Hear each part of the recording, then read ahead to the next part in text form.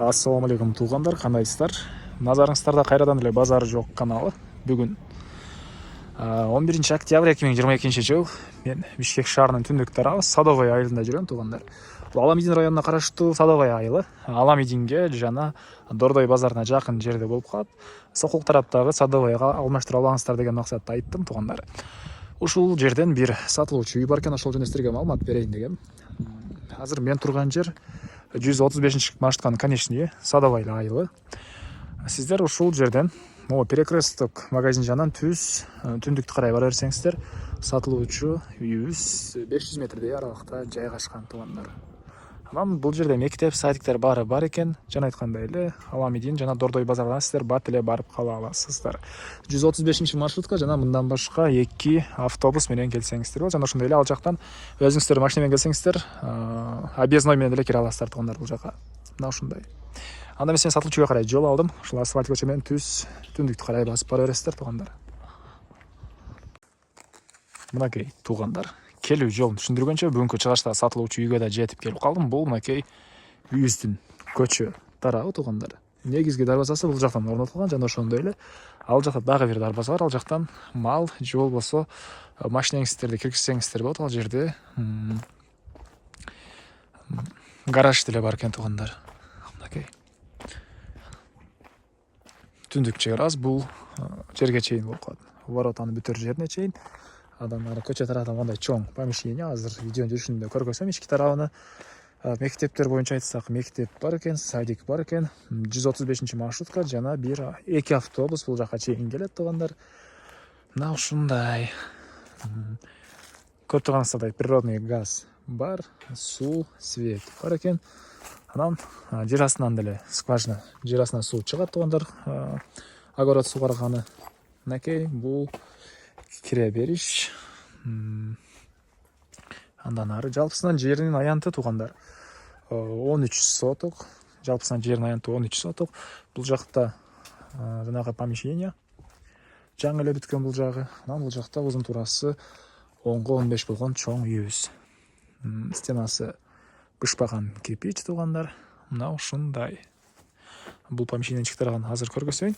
Негизинен үй ээлери бул жакта азыркы учурда жашабай, склад катары эле колдонушат экен. Ошого бир аз мондай буюмдар көп. Ага көңүл бурбайсыздар туугандар. Көңүл бурбайсыздар. Мынакей бул жакта дагы бир бөлмөсү. Бул жак жаңы эле бүткөн. Мына көрүп турасыздар. Дуалдар шпаклевка болгон. Бийик потолоктору бийик. Андан ары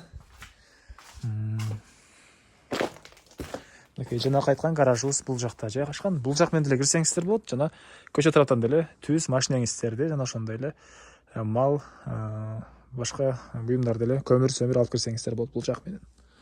Андан ары бул жакта бир эски мондай үйүбүз бар экен туугандар. Жана бул жакта чоң үйүбүзгө кирүүчү негизги эшик орнотулган. Ал тараптарда түрлүү бактар, өрүк, алма, жүзүм жана башка. Ал жакта жер жемшекенге жерлер туугандар. Мынакей азыр биринчи могу короосун көргөзөйүн, анан бул үйдүн ички тарабын да бир чекенен көргөзөм. Жана айткандай эле үй ээлери боякта жашабайт азыркы учурда. Мынакей бул жакта үйдүн короосу. Мынакей түрлүү бактар, алма, черешня, вишня. Могу чоң теректердин ара жагына чейин болуп калат. Үйүбүздүн чыгыш чек арасы, түндүк чек арасына көрүп турасыздар. Бул заборлорго чейин. Бул чек арасы бул жака чейин болуп калат. Бул жерде көрүп турасыздар тоокана. Бул жагында пескоблок менен болгон очоканасы да бар экен. Бул жерде мынакей пескоблок менен болгон очоканасы деле бар.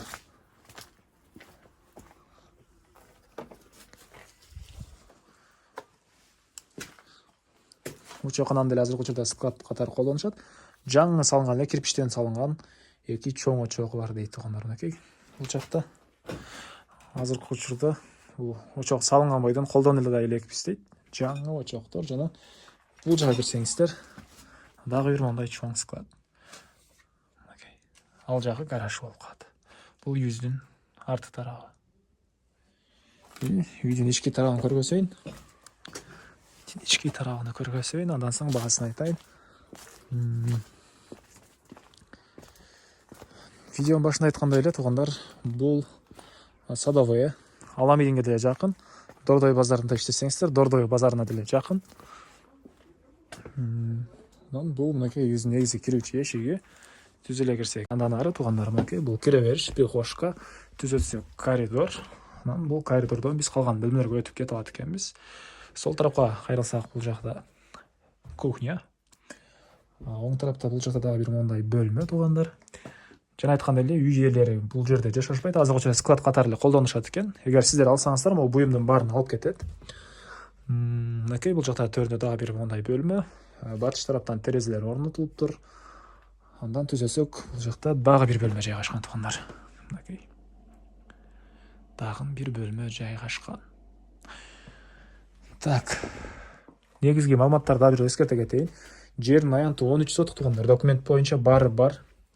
Документтери баары бар.